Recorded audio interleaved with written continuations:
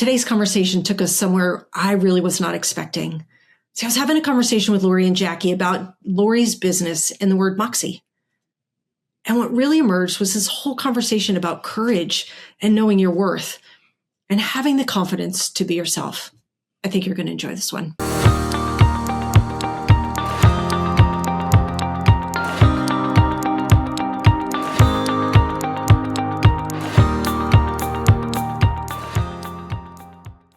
Well, welcome back. Thanks. Good to be here. I love being here. I love being here. It's fun. Jackie, you got a haircut. I did. You went Actually, all of them. Yeah. You went super short. Summer cut. Yeah, every summer. This is not the shortest I've had it. Actually, I cut it like 3 weeks ago. All right. So yeah, I always cut it. The shorter, the better, and then go through summer. Easy peasy. Mm-hmm. Yeah. When are you going like Lori and just going to take the sides off? No, that ain't happening. Not happening. I've shaved my head before. Why don't you want to do Lori's? Then that's really like less work. No, I'm good. Yeah. It's too curly. Then I look like a match. Do you have really curly hair? Yeah, it's super curly. Wow. I used to have curly. My hair used to be down to my waist. Oh, you've said that before. Yeah, and then I just couldn't. This weather does not help curly hair. Mm. And mine was too before I chopped it off. That's how long mine was. Wow. Before I chopped it the first time. Hey, Jackie, a police officer just went down the street. I think they're looking for you. I know. Tell them hi. Okay. Tell them to wait. We're recording. Yeah. What? So, Lori, was your hair curly as well, and now it's straight, or you have to straighten it, or what? No, it was the back of it was wavy, very wavy, and if I let the top grow out long enough, it would be wavy too. But yeah. Isn't it funny? Like people have straight hair, want the curl, and people with curl, they're like, no way, we prefer straight. It's a lot of work. I think either end, it can be a lot of work. I feel like going through like between cancer and like being forced into surgical menopause. I feel like I'm in hair drama season, if I could put it in Lori's terms. I'll never forget that term, by the way, Lori. I just call it, I'm like, well, it's a little hair drama today. It's annoying. Yes. And today I was like, I'm not doing anything. I'm going to throw it up. I don't want to straighten it. It doesn't curl. It just kind of does. Like, what's going on? Mm-hmm. Well, I've always wanted straight hair because mine is super curly. And my siblings, my brother had wavy hair, but my sisters have straight hair. And they always tell me, oh, you're so lucky. Huh. It's a lot of work. We always want what we don't have, right? It seems like, yeah, especially with hair. Yep. Yeah. What'd y'all do for 4th? Did you guys have a good? Because we met right before that, I think. Yeah, I went to Ollie's and Justin Frankie was singing, and he's just incredible. And he tells stories in between songs sometimes. And then Sunday, I went to the Volcano game with Chris and Fred. He threw the first pitch, so that was pretty special. Wow. Yeah. That's cool. And I was in firefighting mode because last year our yards, my yard and my next door neighbor's yard, caught on fire because of some irresponsible neighbors. So goodness. I decided to stay home, and then there was nothing. It sounded like a war zone around me from the other streets, but all of our neighbors, none of them were out partying this 4th. So I fell asleep I heard early. you had the super soakers. I was armed and ready with a special nozzle on the hose in the front yard and a super soaker waiting by the front door with my lawn chair. Wow. And nothing. I fell asleep on the couch, and then woke up. What's interesting with what? When the fireworks started going off, I woke back up. Yeah. What's interesting this year, I thought for sure 250th year, it's going to be even bigger. And it was the quietest year we've had so far since we moved to Salem. And it was like, this is weird. I know. And it fell on a Saturday. So I thought for sure Thursday night, Friday night, Saturday night, Sunday, I thought it would be insane. And it was just the one night. It's crazy. I hate this holiday simply because I have a dog who's this high anxiety, right? So we were in lockdown mode, ready just to care for her and dodge, make another room noisy, get her from being like lodged under a bed. And we were all ready for it, and there was nothing. It was like, this is awesome. So we really didn't do anything, but I was quite surprised. And I had a neighbor. We have a neighbor that literally lives right behind us. Never talk to them. Don't ever see them. It's like, are there really people living in that house? And he was out on 4th of July with a super soaker kind of a hose, hosing his front yard in particular. It's just mulch, and I'm like, what is he hosing down? And it was the first time we got to say hello. I was quite interested in his super soaker hose. And first time we got to say hello. And I think what he was really doing was kind of spraying his yard in case anything. Mm-hmm. It didn't even occur to me until like hours later. But yeah, it was a really quiet one on our street. And I was so thankful. It was quiet in my street too. I actually did the same thing. I hosed down the front yard and side yard just in case. If you get an ember and it gets going, and I knew I'd be home late that night. So yeah, you're right. It was the quietest ever. It was super weird. Mm-hmm. You almost want to go out and go, all right, what's going on? Yeah. What's about to happen? Yeah. No, it was kind of boring, but nice. We just played cornhole all weekend and Nice. Cooked out and played music, and it was super chill. Yeah. Yep. Same here. Yeah. Though I had breakfast with Lori Saturday morning. No, this was this last Saturday. Yeah. She got me up early. We had breakfast together. What's early? I got her out on a weekend. Yeah. Yeah. That's Would you early. say anytime before noon? Wow. On a weekend. Yeah. Yeah. Wow. Yeah. So are you a late night and then you could sleep really late kind of a person? Usually, but when I started working at Depot, it was early morning, so I had to pivot. But Friday nights, I'm a night owl by nature, so Friday night, Saturday night, and Sunday sucks. Because I got to go to bed early, and then Monday is like, okay, retrain the brain. Yeah. But yeah, if I can, I'll stay up all night. That's my husband. Yeah. Wow. Well, Saturday was the 4th. And when we walked into the restaurant, I said, I wonder if we're going to see anyone we know today. Cause we were at Black Bear Diner everyone just loves Black Bear on a Saturday morning, especially. And an hour into us sitting there, I realized that I knew the people sitting right behind Jackie. Oh, wow. And I stood up and talked to them. And then we said, thank you to a old veteran, a Marine veteran that walked in and sat at the bar with his wife or significant other, said hi to them. And then 2 more people walked in. Fred and Chris walked in that we knew, and someone else walked in that we knew. And the waitress at one point goes, is one of you guys the mayor? You guys know everyone in here. It's funny. Ooh, maybe that's a sign. Maybe that's things to come. Maybe for Lori. But what was cool was when we went to, and we do it regardless. We always, when we see veterans, we thank them. Yeah. So after Lori thanked and shook his hand, I went and thanked and shook his hand. He goes, wait a minute. And he takes out his necklace, and it was a Star of David. Because he saw hers hanging around her neck. Yeah. Star of David, yeah. That's sweet. So, yeah. Okay, so out of the 2 of you, which one is most likely to be mayor? Not me. I've got too many ghosts in the closet. Are they actually in the closet? Well, I would not want to be mayor. First of all, it's not a paid position. Yeah. I would not want to be mayor. But Tom has pressure. Told Jackie Roche that she should run for city council. So if she runs for city council, then I will tell him I will run as well and see what he says. Really? No. Wow. You would just mess with him. Yeah. I don't think I'm built for politics. It's just a lot of work, and no. Lori, I would have said A lot of people have told me that.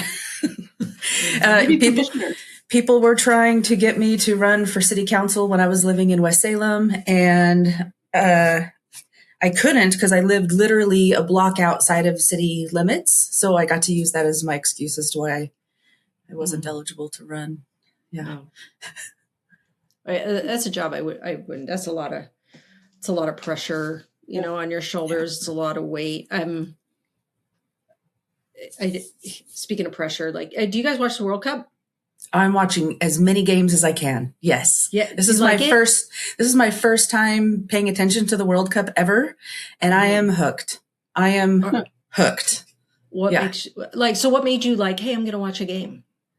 The fact that it was playing in the U.S., like most of the games are happening here in the U.S., so it's on the right time zone, really. I mean, I could have watched reruns or replays. But so there's the viral soccer player on the Norway team. His name is Erling. So fun. And my grandfather's name was Erling, and that's what caught my attention to start it off with. I'm part Norwegian. And so when I saw this guy named Erling on the Norway team, I'm like, well, now I got to go check it out. Right. And I'm hooked. Yesterday, I wore a t-shirt. I posted a picture of it. It's a US flag and a Norway flag next to each other. And it said, made in America with Norwegian parts. That's cute. I wore it out yesterday when I was running errands, and so many people stopped me to ask, what does your t-shirt mean? So yeah, I'm hooked. That is one sport that that in baseball, I was glad none of my kids played because it's just not my sport. However, I've watched a handful of games. Norway, we were watching that game this weekend, and you watch that team and you can't help but want to cheer for them. They are fun. And then their after celebration, row kind of thing that they do. That's fun. But I have to say he was fun, the blonde guy, but the one who I was most impressed by that I just caught myself going, wow, is the goalie. Yes. Incredible. Yeah. And it's a position that whenever so whether my husband has hockey on or you watch soccer, that's a lot of pressure. Going back to pride, we were just talking about pressure. I couldn't do politics. It's so, in my opinion, cutthroat and competitive, and not my way of doing things. And I don't schmooze very well. And you got to be able to schmooze and be in a room with. I just let's just call it for what it is. And you can't do that in politics, I guess. So I wouldn't fit. I wouldn't be a good fit. But I feel the same way about goalies in that it's such a heavy pressure that when they're doing that kick at the end where there's that kickoff that happens, I'm like, yeah, the shootout. Oh gosh, I can't watch. Oh, this is terrible. Yeah, please get it. And then I'm like, how hard is that really? Because you got one guy in this huge goal, area. It's that doesn't look so hard. If you didn't watch the Argentina-Egypt match yesterday, it was intense. If you could find a replay of it. Argentina. No, I didn't see Argentina and Egypt. It was during the middle of the day yesterday. I got home from morning appointments and caught it about in the middle. Probably the best game of the entire World Cup so far. Really? Yes. Oh, I might have to go back. I don't really watch replayed games usually. Yeah. Basketball I will, but I may have to check that out. I saw little bits of the other one that played. Was it Swiss? So was it Switzerland took out Colombia? Was it? Was that later in kickoff? Oh, with the shootout. Yes. The shootout rather. Yeah. Yeah. So it's so much pressure. It's and it's those poor goalies. It's the poor guy, now all the pressure's on. We lost because you couldn't save that. It's right. Because you couldn't jump far enough. Yeah. I'm not competitive. So I always feel that's a lot of pressure. Yeah. Did you guys play sports? You did. What'd you do? I played volleyball and basketball. Cool. Really good outside shooter. In volleyball, I played the back row. I actually had the fastest serve in the league. Wow. And so, yeah.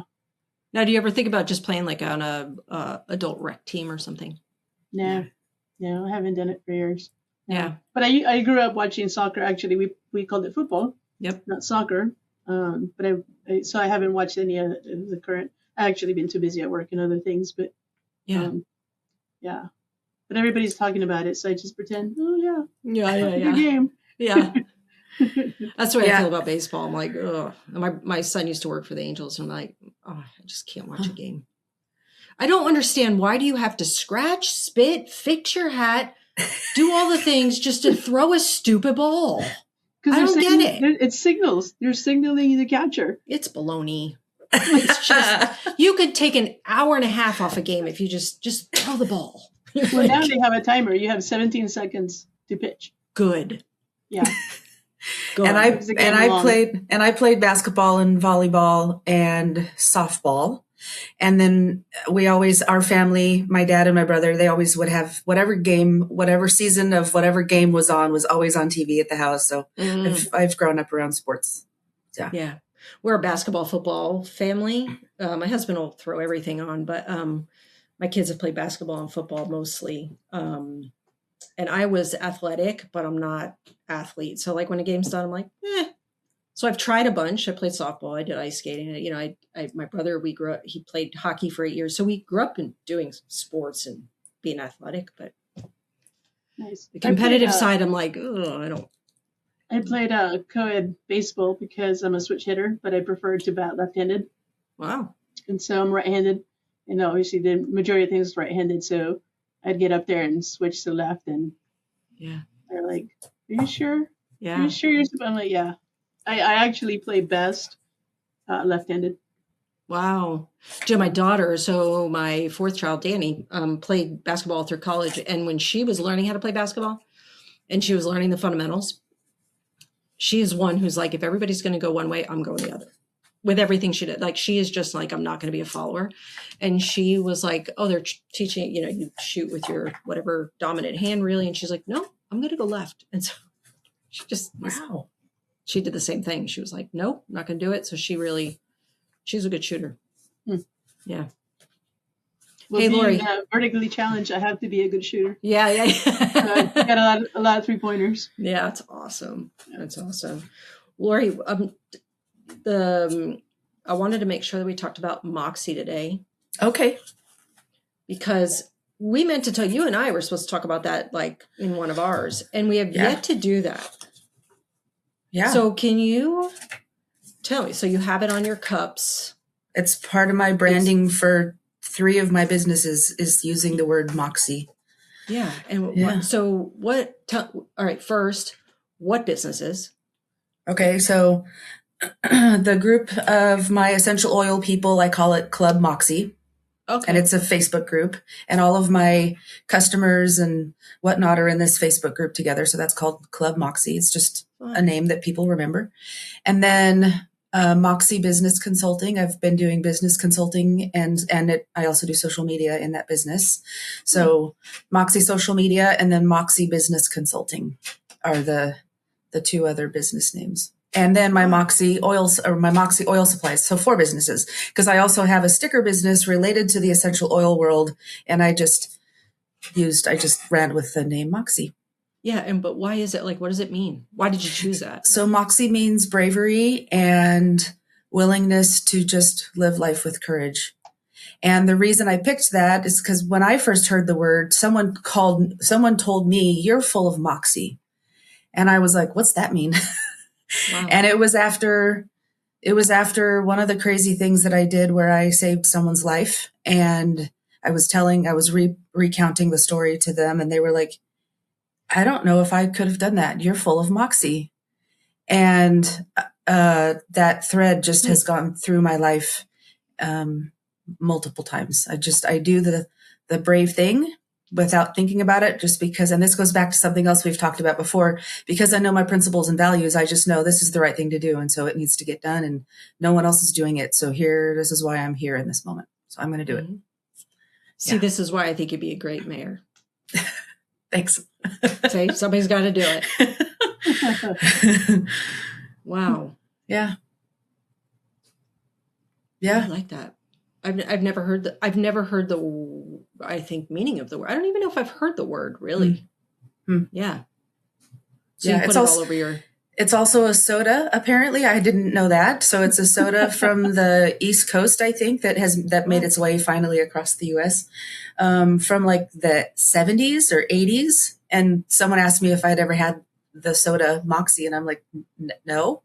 There's a soda by the name of Moxie. Why? Yeah. But you said something. You said it goes back to your core values. Mm-hmm. And you say that often with certain things. You're like, I just know it's part of my core values. And you hear this a lot. I have said to my husband recently, if somebody else, like if I hear one more in the business sense, I hear one more thing about core values, I'm just gonna like, Let's do core values. Let's do strategic. Because I really think and I get it. Like I'm not saying it's not important. I'm not saying any of that. I just, when you hear these things over and over again, and it just almost becomes this activity that then doesn't follow through, where people are just like, oh yeah, we got to do our core values again. I'm like, oh, and I don't know if it, sometimes as a coach, I could get burnt out on just like, I'm tired of hearing this. I want to see it. Let's like not talk about it anymore. But you say it, not just business stuff. You say it usually when we're talking about real life. And so I'm curious, how did you come to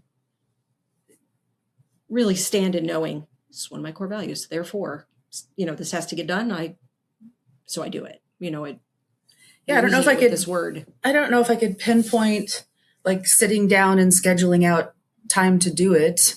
I think it's just how I was raised, the values that I was raised with in our home and with my faith. There have been a number of times in my life where I've had to step forward and take action or speak up for the people who couldn't speak for themselves, whether it be kids or elderly or people being abused by their loved one. And just knowing this is the right thing to do. You just innately know this is the right thing to do. And so no one else is taking action yet. So I'm going to. Yeah. I mean, in elementary school, I clearly remember this. In elementary school, this was before violence was a thing in school. But the kid sitting next to me opened his backpack. Gosh, this is emotional. The kid next to me opened up his backpack and I saw a gun in his backpack when I was in 7th grade at a Christian school. And then I went up to the teacher immediately and just said, I need to go to the principal's office. And I reported him and he was escorted off the campus. And we don't know if anything would have happened. But then I was harassed by the rest of our students because they didn't see what I saw. And they knew I was the one that got him in trouble. And I wasn't going to tell his story. I wasn't going to tell the rest of the class what I saw.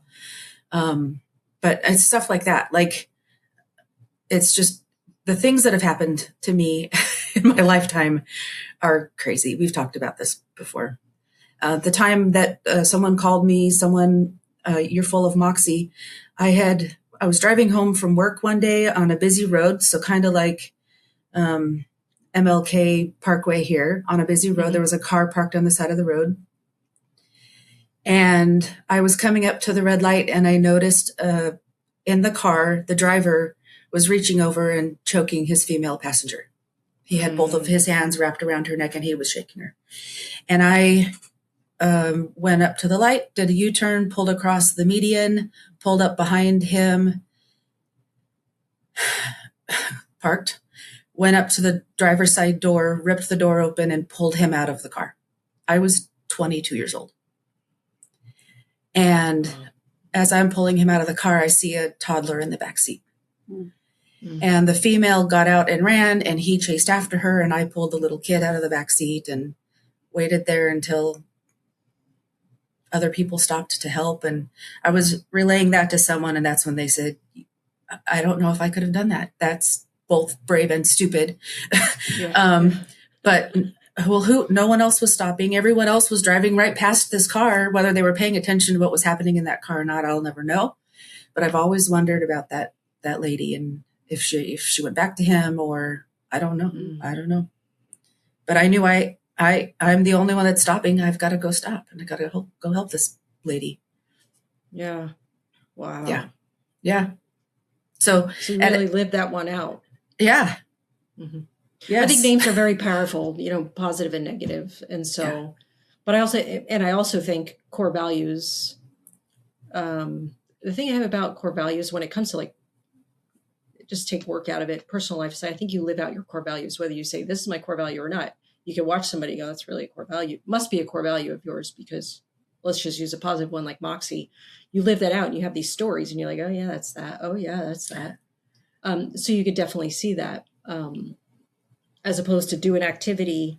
I want this to be my core value. And then there's no, I guess what my husband would call execution plan to walk that out and make that happen. I just think in life you kind of see what people's core values are. Mhm. Yeah. You think the same, Jackie? Oh yeah, absolutely.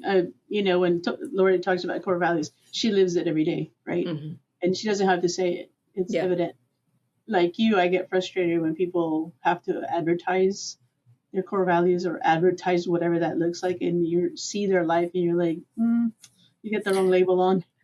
You're trying to convince yourself or an audience, but when you actually do it, then like for me, loyalty, integrity, those are huge for me. Yes. And I don't think I need to go advertising it. I think people see how I live and I do things, Mm-hmm. and it speaks for itself. And that goes back to like a story when I worked out for Office Depot, and they were exchanging the general manager position to what they coined a senior general manager, which meant more responsibility, multiple locations, and a lot of people had to interview for the position.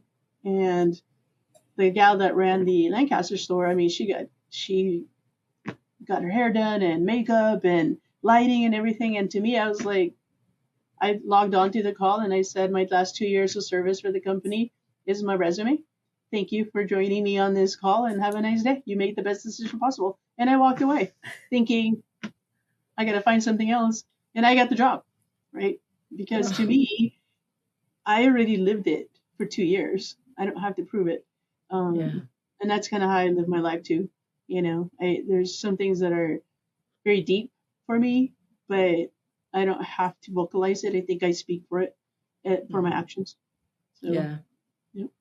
Yeah, I love that. And I can see that in you. Thank you. Yeah. It's like when I gosh, back in 2003, I started just rebuilding my whole life, just kind of dealing with my own baggage that I carried around for a long time. One of the things, I wanted to be found. This was my heart, really, and it was my heart cry. If I lived in a dark room and somebody turned on the light, I want to be found always doing the right thing. That I wouldn't be ashamed, like, they're going to turn the light on. I wanted to, it was just my heart cry to get like, man, I want to be able to live like that and say that I live like that. And then I went to Israel. So then, many, many years later, and that became my, how I started rebuilding my life, is that I want to be able for people to go to see that the inside and the outside basically lined up, which is integrity. That was my heart cry. Because really what I found was all my issues really came down to lack of integrity. We do one thing, but we say another, and internally, thinking about something else or doing something else, and just trying to get the inside and outside to match up. It's all about alignment. And, but I went to Israel 3 times, and I think it was like the second time I went, and I have it sitting right here. It made me think of it, Jackie, when you were saying what you were saying. There's a sign on the wall. It's like the dividing wall when you go into Bethlehem. And it says, I can't believe what you say because I see what you do. Mm-hmm. And I took that picture of that wall because it was like, wow. If you go over there and you just see the images, and just the conflict, it's like, wow, that's really, what a powerful statement. And yet I put that here because I think that to me is a real core value. I want people to say, I think she's the real deal. And I could look them in the eye and say, the things I, as a coach, tell you to do, I only tell you because I do them myself. As a parent, as a spouse, all those things. And obviously, none of us are perfect, but it's super important to me. I always wonder what you can see people's personal brand. Mm-hmm. Like Jackie, we talk. You even created your own logo. Yeah. What made you do that? Because obviously, it's not you're not starting your own company of something else, right? This is like your personal brand logo. Yeah. So I've always talked about personal brand. And how important it was. And then when I joined the chamber, it kind of started the dialogue of that. Tom always talks about personal brand as well. But like we talked earlier, your personal brand, your actions have to speak for what those are, right? And so a friend of mine was saying, you need to brand. And I was like, well, why? And so we were joking around playing. And so I started doodling and I came up with my initials. And my favorite color is blue. And then what if we put a silver around it and see? And then I started coining it that way because the lines are so blurred with who I am sometimes in my chamber life. Yeah. I have my chamber jacket all the time, and I'm chamber 99% of the time, but there's times that I want to be me. And if I'm out in public, it's like, oh, you work for the chamber, or I know who you are, green chair or whatnot. And so I thought maybe blur the lines a little bit. And Tom and I have talked a little bit about it because sometimes I co-brand, and he's like, "Well, that's confusing for people." I'm like, no, I don't think it Mm. is. Hmm. Like Green Chair, that was my idea, that was my passion, and I'm extremely proud that the chamber has supported me doing that. But at Yeah. the end of the day, that's something that I created, and so I want it to be known. It's a partnership with chamber, but Yeah. it's also my idea, and not that I would leave and take it with me necessarily, but it was just something fun to do as well. It was fun to brand stuff. Another part of it too was I had done a couple of stories and put some pictures up, and somebody took the story and the pictures and did it as their own. And not that AI can't take it away or you can't crop it, I'm sure, but it's less likely when you have a branding um, Yeah. there. So that's kind of where it went. So I don't know. I've been doing a lot of things under that umbrella. I That's like the cool. songs that I've done and the Which are stories that I've done. incredible. Thank you. Thank you. I Well, actually play Future Me. I play that at the end of Green Chair. oh, So at the wow. end of Green Chair, so we go through the process of whatever that looks like. And at the very end, I say, you can close your eyes or you can leave them open, whatever your comfort level is. And I'm going to play something, a letter that I wrote to myself many years ago. And so I play it. And my ask is, in the next 24 to 48 hours, write a letter to yourself. And then whatever that future you is, read it, whether it be a day, a month, a year, 10 years, whatever that looks like. Mm-hmm. And I've had some emails back saying, wow, that was powerful. And a Mm-hmm. few times I've had some Wow. tears of people just with the lyrics and stuff. So I Mm-hmm. usually have to look down because I do get teary eyed about it. It made me Seeing the cry. emotions, yeah, seeing the emotions that other people, uh, and I talked about which song should I play, but that one I think speaks the most. And then even my brother, the one that I wrote for my brother, I was at the convention center and waiting for an event, and I was kind of to the side by myself, and a friend of mine came over, and out of the blue, she's like, they've lost a sibling, and there's really, I've been looking for something that speaks to me. I just can't figure out what it is, and there's just nothing out there. And I'm like, I'm gonna share something with you, and I sent it to her. Wow. And so about a week later, she's like, I finally listened to that, and oh my God, that was so powerful. And it helped her. And I played it for Chris. She's lost siblings as well. So it gives me comfort to know that that made somebody else feel a little bit better about their loss Yeah. and making their sibling proud. So Mm-hmm. so that's kind of where the branding idea kind of evolved from.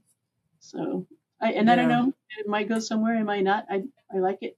I think it's pretty cool. So I love it. I love it. And but I mean, Lori and I think we're your biggest fans with the music. It's thank you. incredible. It's like you feel it. It's moving again. Gifted writer, and I think it comes with life experience. Hmm. You know what you've gained along the way, and add that with the pain that you've had from the past, and still probably feel when you Hmm. think about your brother and stuff and the loss. Yeah. It's really really moving. It's just beautiful, beautifully written. Thank you. And I Um, don't write it like I'm writing a song. I write a story. yeah, I'm you a feel I, that. yeah. I'm telling a story as if somebody was listening to it. So a lot of Mhm. them are the way they are because, and there's a lot of the guitars from me. I used to dabble with the guitar. Wow. Actually, I'm gonna go see Mike from the music store here Wow. pretty soon, and I kind of get back into it. But I write it as if I'm sitting in a room, Yeah. 3 o'clock in the morning, and I'm telling a story to somebody. That's how I write, Yeah. and then I do the vocals and the composition after that. And there's some of them that I've redone a billion times because it's just not quite what I want because I want that feeling. And Yeah. so I finally do it. I'm like, oh, this is it right here. So you guys are my guinea pigs. I usually send them to you guys. Tell me what you Oh. think.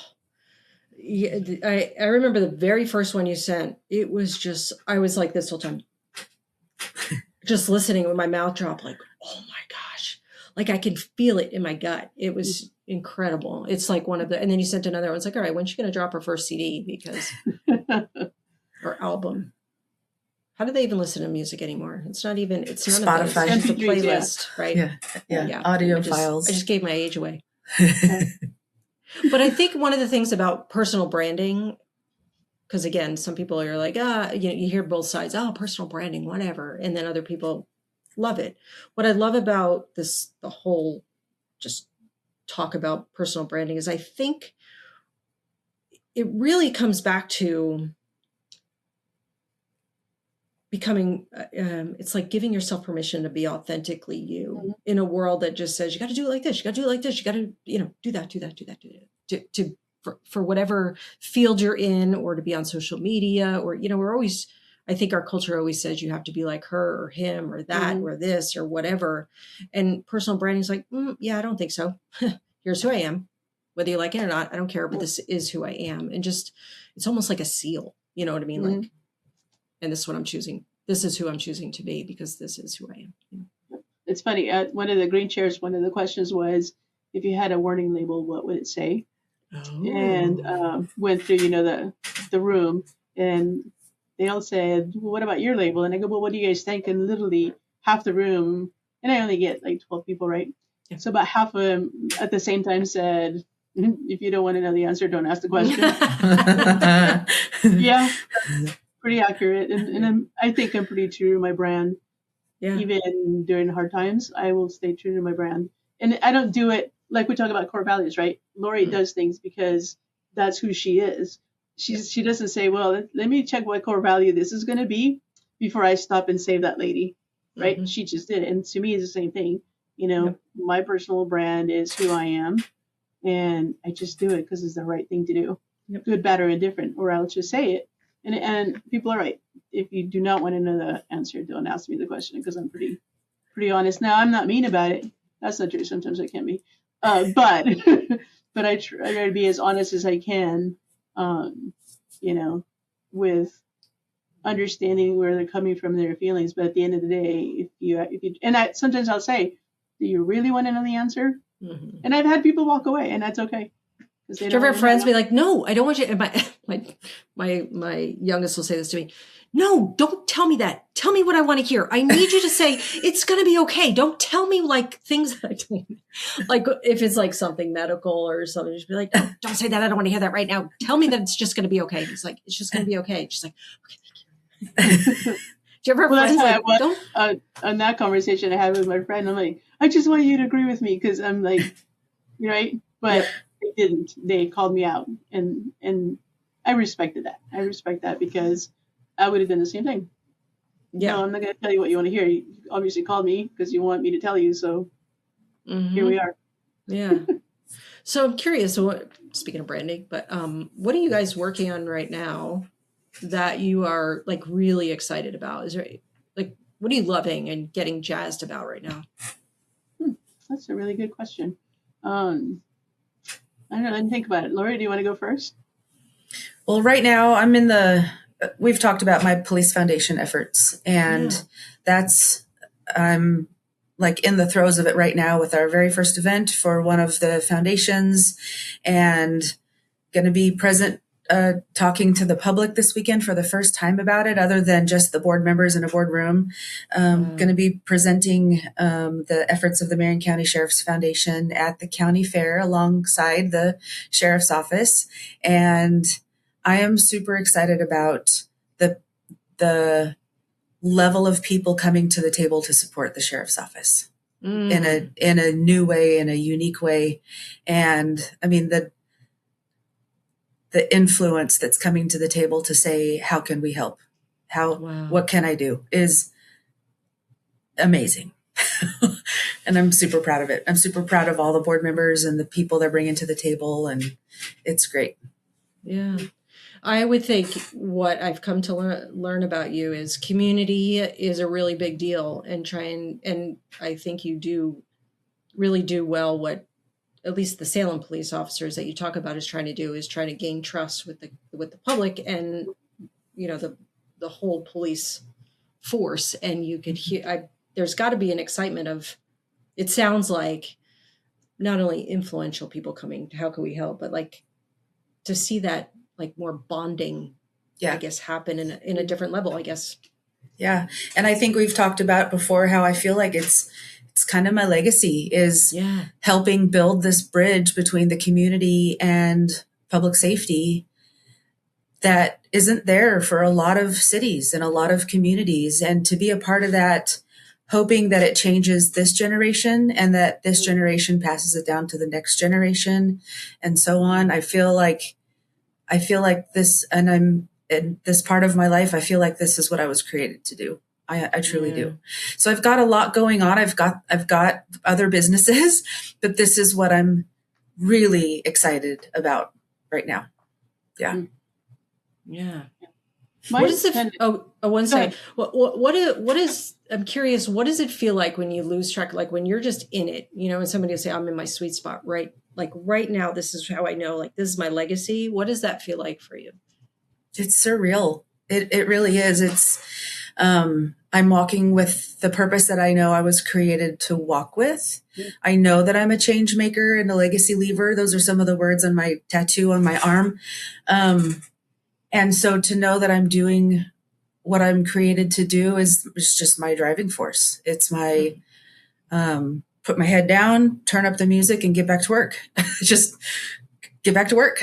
I'm curious now, though, in your, let's say, moments in your life, maybe that you either in the struggle, or did you have any necessarily, I want to say, those moments where doubt, insecurity, or a battle that, gosh, can I do this? Any of those moments, were any of those, again, that just contradicted, is polar opposite of when you're in your sweet spot? So legacy leaver and change maker, when you're in the battle, maybe this was years ago and you're still growing in confidence in what you're doing, was any of that against those very names? Like, you're not going to do anything, or who do you think you're really touching, or what do you think you're really? Okay. I'm pretty confident, and not in a haughty way, not in a like, oh, just watch me, I'm going to take care of this. I've just like, and I'm going to say it and you're going to cringe, but it goes back to my core values. I know what's important to me. I know the principles, the reason I'm supposed to do certain things. And when I walk in those, I am the most authentic, the most real. And I don't lack confidence in those moments. Ever? You've never? I mean, sure, there's things I've lacked. I've lacked confidence in certain relationships with people, and it turned out those weren't healthy relationships, right? I told you before I'd fallen into an accidental career in the investment industry. Numbers aren't my strong suit. So I just tried to move towards other areas within the investment industry where I wasn't having to use numbers a lot, where I could focus on other things. But when I set my mind to do something, like, I don't know if I have all the answers right now, and I probably don't, but I'll figure it out. I'm smart. I'll figure it out. I don't like technology very much. So sometimes when I'm dealing with technology and I'm like, I'm smarter than this. Lori, you're smarter than this. You can figure this out.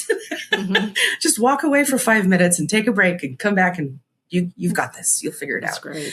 Yeah. Yeah. Love that. All right, Jackie, how about you? I think mine's layered. I'm excited because we just finished our fiscal year at the chamber, and July 1st is the beginning of the new fiscal year. Ted Ferry is an incredible president, and Angela Williams is our now president. And just the things that we have done this last year, we've had an incredible year with membership, with connections. I'm super proud of that. I actually had budget and finance this morning, and that's how I started it. Giving kudos to the team for the support that we've had for each other. So I'm incredibly proud of that legacy work. This is something that's actually going to go in the books, I feel, because we have grown all our programs organically, and we have, fought for the community and for Salem and for what Salem is. So from a professional level, last year I thought about potentially leaving the chamber, and this year I've been kind of open to if there's other opportunities. But I go back to how I feel when we have a new member, or when we help a new member, when we help a member that has struggled and we have those conversations. And Green Chair has just been incredible this last year of how much authenticity has shown up in that room. And so that I'm excited for. On a personal level, because of you, I went back to writing because I used to write all the time and I didn't write for years. And Makes me happy. really, thank you. I'm seeing it from a different lens of how I write and how it can potentially impact people. And so, like the songs, I don't share them with everybody, but I share them with a few people that I feel like my brother's song, like this was written for me, but maybe this will impact you, and it has. Yeah. So that's what I'm proud of. I think that, I don't know that there'll be a release ever, because that's not what I'm after, but it Sure. makes me incredibly happy when somebody hears it, and because there's a lot of work that goes into it. It's Hmm. not, as easy as I just write the story and then here's the song. I mean, there's quite a bit. And Tom actually, I shared one song with him and he's like, "Oh, isn't AI incredible?" And I was like, "Yes, AI is incredible, but I don't think you realize the time and effort that I put into that and I poured into it." So I appreciate when other people appreciate that because that's what I'm going for. That feeling like your act is resonating with you, and so, and also there's a lot of things that happen, that I have regrets over. That some of them I haven't been able to get over, and I've been using it as an outlet. Like, okay, let's look at it from a different perspective now that I'm an adult, and I can Yeah. see, you did the best that you could then, so give yourself some grace. And Yeah. so writing it from that perspective has helped me write, I think, become even a better writer. So those Yeah. are two things that kind of have been like my legacy, because for years and years I blurred the lines. Like, I did this because of my brother, but then who am I, right? So I have to have, and maybe that's where the branding came from as well, Yeah. because every time I talk about my community service, it always goes back to, my brother making him proud, but I'm making myself proud too, Yeah. the things that I've done. And, like I said at the last episode, if I were to die right now, again, not Yeah. no challenge, I would be fine. I would be content with where I've been and what I've done. And I'm incredibly right. When I look in the mirror, and like Lori said, I think we both have a lot of, we're not cocky, but we know our worth and we know our value. Yep. So every morning I look in the mirror and I tell one of my friends, look in the mirror and see how awesome you are. I wish you would see you how I see you. Yep. Because you're an incredible individual. And Hmm. sometimes it just saddens me when you don't see that value in you. And then I turn the corner and I'm like, but I didn't see that value in me before as well. I had to have somebody challenge me. So, I walk into a room very proud, whether it be a boardroom, a meeting room, whatever it is, I command my place. I don't walk in with, oh my gosh, I'm interrupting a meeting. I walk in with, what's the meeting gonna be about, and I have value to add to it. Hmm. Um, and that's been a journey of learning to be able to walk into that room with your head held high and know what your worth is. Yep. And when I have people that have told me they don't think that I'm worth that, then I'm sorry, you're gonna miss out. Let's Yeah. go to something else because I know my worth. All right. So I'm curious because there's gonna be women who, everybody's always watching everybody. Right. And some woman's going to be listening, or many will hear, be like, man, I really want that. I really want that. I really want to be able to just walk into a room knowing, I belong here. And it's not about like, hey, I'm here. Right. It's just, this is me and me is good enough. How Yeah. did you guys get there? It's a journey. It's a journey Yeah. to be able to, and you know, I grew up with a silver spoon in my mouth. I know I had a lot of privileges that a Yeah. lot of people didn't. So for a while, I did have that imposter syndrome. I still do to a point in certain circumstances, but losing my brother at the age that I did and how young he was and the impact that he made Yeah. me think, okay, I'm not going to take life for granted. I'm going to make a difference. Mm-hmm. So it was a journey to get there, but I will never let anybody tell me what my worth is, Mm-hmm. ever. And I think that was just, just in the last probably 15 years or so to understand me and who I am and why I am the way I am. And it's not easy. It's hard to walk into a room of executives, but I was privileged when I worked at Babies R Us. I went to the corporate offices and met with the CEO when I worked at Big Lots. Same thing when I worked at Office Depot, there's a video that they still play with the CEO of Office Depot asking me like, how did you make these things happen? And I'm thinking, these guys are making way more money than I am, and they have all this power, but they're asking me, how did you make this happen? So that's what I hang my hat on. That's what I'm like, okay, I'm going to walk in with a held head high, because you guys, by title alone, are these pillars, but you're asking me how to. And so that tells me that I have worth and value, not because you're telling me that, is because you're seeking my advice. And so I'm going to walk in with very confident, because if I walk in with, well, I just don't know and I'm not sure, then that takes away from what I've done. So I walk in with, and even when I don't know the answers, I'll still walk in with my head held high, because I'll learn it. Like during the chamber and the accounting piece, I was like, I hate numbers. Lori hates numbers. I freaking hate numbers. But today we closed fiscal year, had an incredible meeting with a great committee, and I've had great mentorship, and I accepted that because they were willing to pour into me. And I thought, okay, I'm going to show you the value proposition that you're pouring into me. I'm going to give it back by learning something I absolutely hate to do. So that's a long-winded answer to your short question.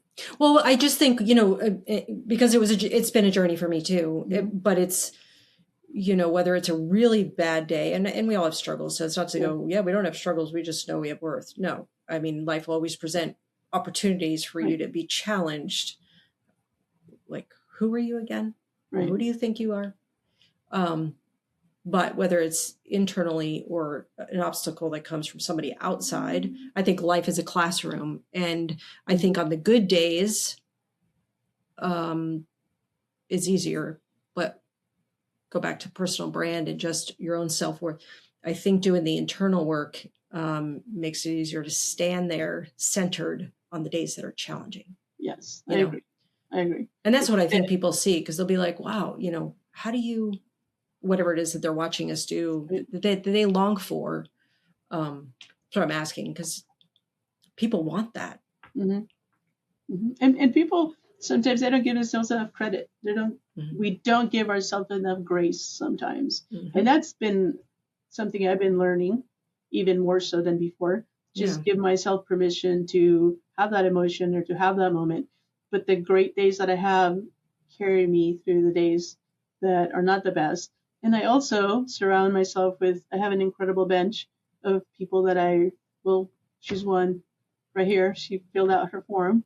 Finally. But seriously, I have friends that surround me that I can bounce ideas off and talk. And I'm very guarded. I'm not very emotional. I tried because of my life experiences, but these individuals I will share my heart with.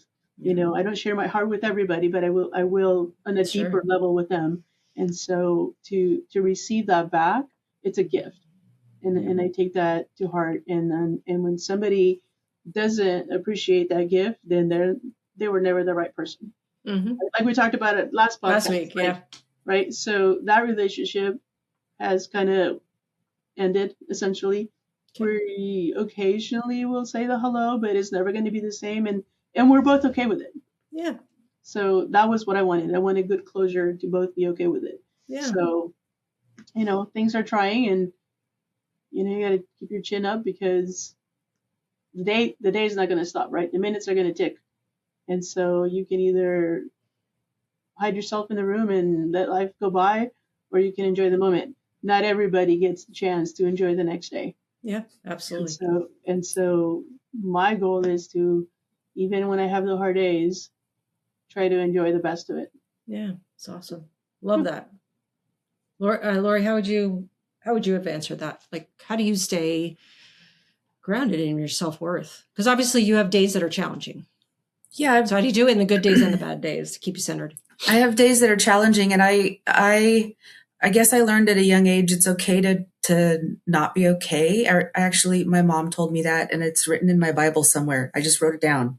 because the Bible was in front of me, and I run across it every now and then, and I go, that's right. It's okay to not be okay.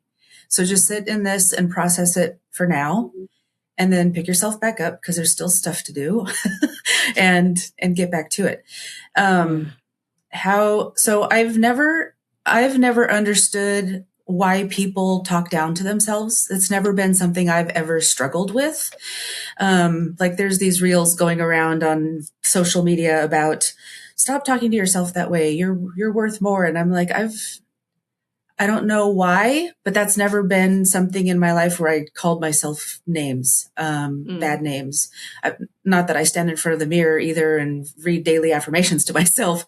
It's just, that's not, it's not something I've ever struggled with. And when I catch other people talking down about themselves, I will stop them and say, stop.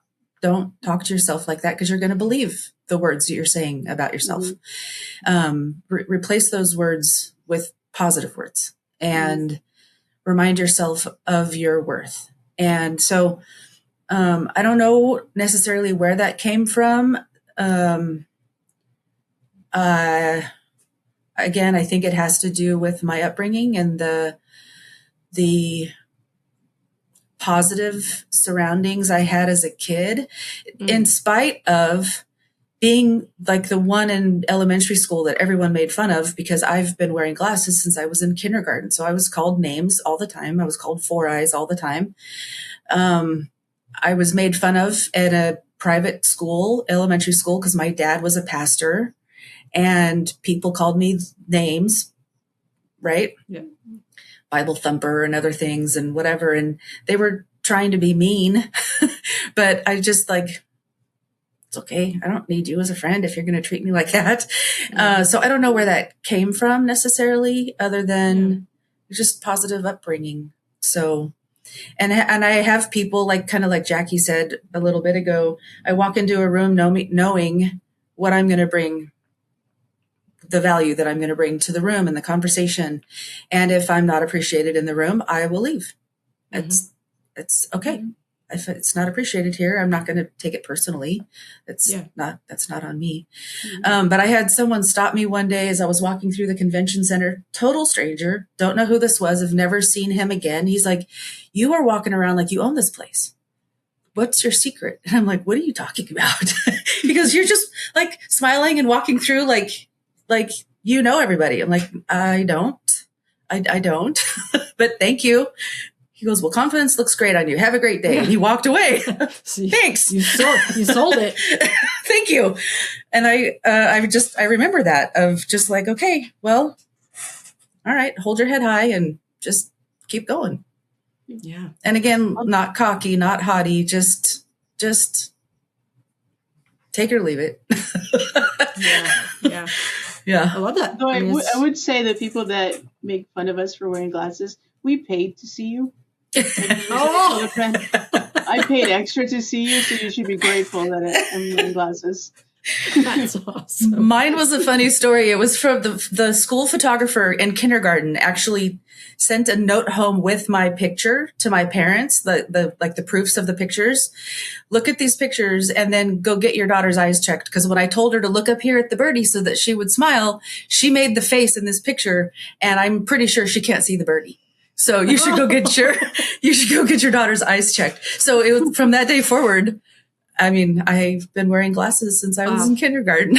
Yeah. Wow. We were driving home from school one day and I was looking up out the window and I said, Mom, what are those wires in the sky? And my mom was like, I felt so bad thinking of all the things you haven't been able to see in this world. And this is you're just learning what electrical wires are hanging from poles in the sky. Wow. What else? What else haven't? Kindergarten. Kindergarten, first grade. What are those? What's the bird sitting on up there? Yeah. I remember my daughter had to get them like it was just going into kindergarten as well. And hers were pretty thick at the time. Back then they weren't as thin and cool as they are now. And it was just, we had to tell her like, oh, you look like a movie star. Look at you. And she's so cute, just little glasses. Yeah. And now glasses are cool because people, now they're, whatever. Pop them on all different sizes. Yeah. So Or they've got cameras built into them. Yeah, AI glasses. yeah. Wow. I don't know if I could do that, but I couldn't either. Although people tell me I should because I need to be wrapped in bubble wrap, so I should be wearing You're welcome. meta glasses to so you catch don't everything. fall out of trucks. Yep. So at least I can Yeah. catch the good times That's right. on my glasses. Yeah. Well, thanks for hanging out with me a little bit today. Yeah. That was fun. This is fun. Absolutely. It's always a pleasure. Yeah. All right. Well, we'll see. Until next time, you got anybody you have any last thoughts before we say Just goodbye? continue to believe in yourself and give yourself words of affirmation. Don't believe what you tell yourself when it's a negative thought. Just push those up. There's so much in the world right now. There's so much darkness that it's coming and continue to come. We need to be our own light. I love that. Yeah. Yeah.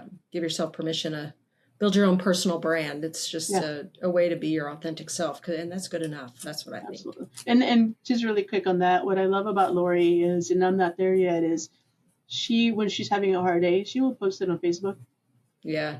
and talk about it. And I love that because we need to give ourselves permission. So many things on Facebook are the perfect life, Yep. and it's not. Mm-hmm. Actually, the next screen share, I'm not going to have one in July because we're super busy, but the next one, I have a friend that her and I had lunch or dinner actually, and we talked about we need to normalize when we're struggling and to talk about it, to be okay with it. I struggle with being emotional and crying in front of people because I grew up with that was a weakness. Not that my parents were bad, but that's how I grew up.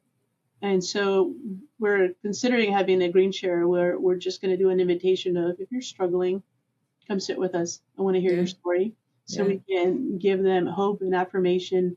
And at the end of every green share, I say, thank you for your time. Yeah. It's a gift and you're worth it. And if you walk out of here with no other thought, know that you're valued and that I appreciate you. Yeah. Do you know, I started back at 20, and then we'll wrap it up with this, but 2005, I started basically the women's group that I've ran since then, because I just want people to know they're not alone. That if you can't if you can't be real here, where can you be real? And it just wanted to create space for people to go, here I am. Like, here's not just the nice side. Here's the ugly side, the struggling side, the hopeless side, all of that. And that's okay. Yeah. I'm not here to even fix all your issues. I just my heart is always to see, to know, to hear people. Yeah. And that's why I share so openly on the good days and the rough days on social media, because it needs to be normalized, in my opinion. And the number of private messages or texts that I get, people don't want to necessarily comment on my public post, but they'll send me a private message and we'll meet up for coffee or send voice messages back and forth to each other. And just thank you for being real. And it's, and I know I'm supposed to share my story and hard times because it helps other people. So, well, it's life-giving. It's life-giving for us to be known, and it's life-giving for somebody else to allow themselves to be known. Yeah. You know, it's what life is all about, I think. Yep. But that's what I love, you guys. We love you too. We love you too. All right. Well, until next time. Okay. Thank you. Thanks for listening. We'll see you next time.